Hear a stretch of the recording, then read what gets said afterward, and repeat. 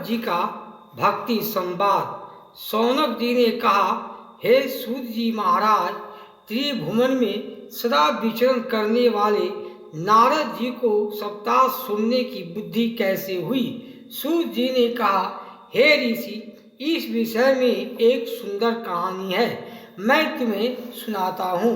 चारों ओर घूमते हुए बादरिक आश्रम में पहुँचे हुए नारद जी से सनकादि ऋषि ने उनकी उदासी का कारण पूछा। नारद जी ने कहा, हे महात्माओं, आजकल सारे संसार में कली का साम्राज्य है। सभी अपने अपने धर्म से अलग हो गए हैं। एक दिन संसार का पर्यटन करता हुआ मैं यमुना तट पर पहुंचा। वहां एक स्त्री दो वृद्ध पुरुषों के समीप में बैठकर रो रही थी और बहुत सी स्त्रियां उसे समझा रही थी। निकट जाकर मैं रोने का कारण पूछा।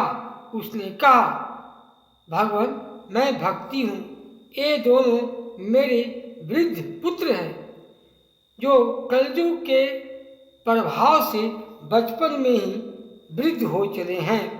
इनका नाम है ज्ञान और वैराग्य। ये सब स्त्रियाँ गंगा और इत्यादि पवित्र नदियाँ हैं।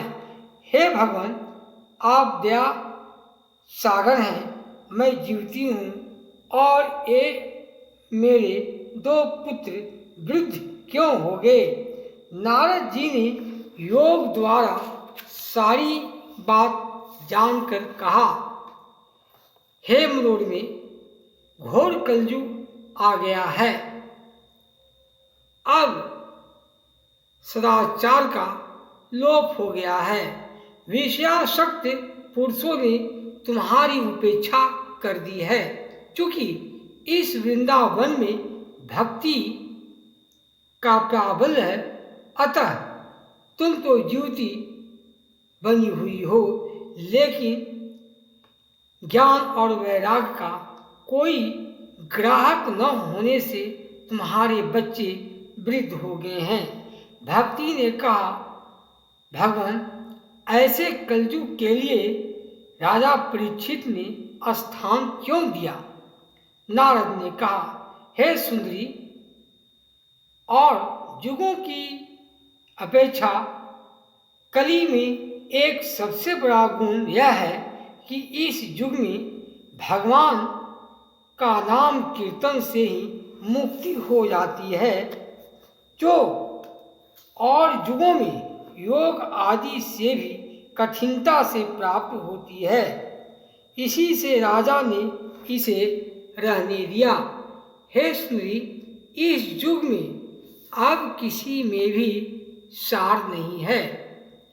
जिसे जो करना चाहिए वह उसे न कर दूसरे का धर्म करने लग गया है। मनुष्य अपने पशुओं की भांति विषय वासना में लग गए हैं। हे सुंदरी, चूंकि यह युग का धर्म है, इसलिए भगवान सब कुछ देखते हुए चुपचाप सहा करते चले आ रहे हैं। सूत जी ने कहा, ऋषियों, नारद की ऐसी बात सुनकर भक्ति को बड़ा आश्चर्य हुआ। वह आश्वस्त हो गई।